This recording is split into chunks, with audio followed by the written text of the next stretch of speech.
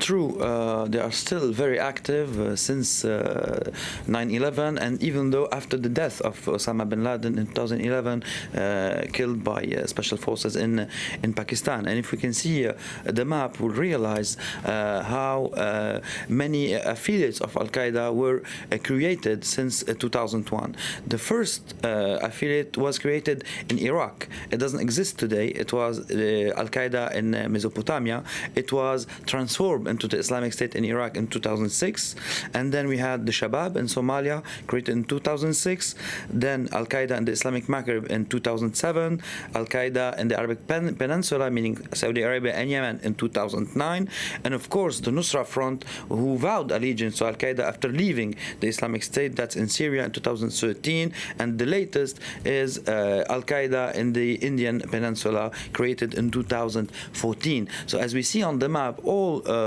the red dots are countries or areas where Al Qaeda is active militarily, and all the yellow explosions are the areas where Al Qaeda or Al Qaeda affiliates conducted terror attacks. There were many attacks since the 11th of September 2001, one even in the United States in 2009, where an American psychiatrist, military psychiatrist, killed his fellow soldiers. We had many attacks in Saudi Arabia, in Morocco, in France. We had the attacks of Mohammed Merah in 2012 in Toulouse, which weren't clearly claimed by Al Qaeda because of many details that we won't go into. But of course, we had the attacks in January 2015 of Charlie Hebdo. So Al Qaeda is still relevant, is still present, and it's growing in areas where it didn't exist prior to 2001 and the American involvement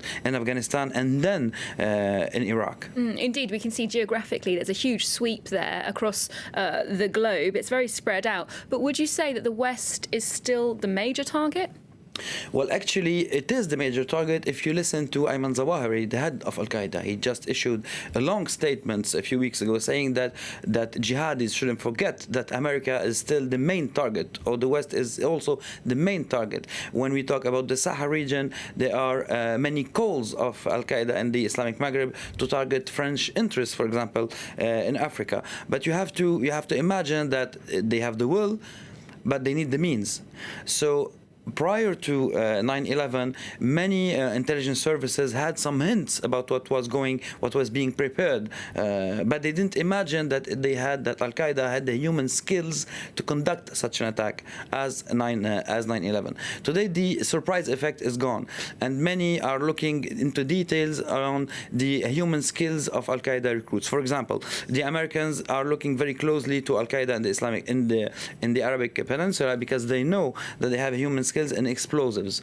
So they are creating new kind of explosives that can go through airports, that can be put in airplanes that being detected. So, and that's the thing with Al Qaeda. It's more qualitative than quantitative if you compare it with the Islamic State, for example, even regarding Western recruits.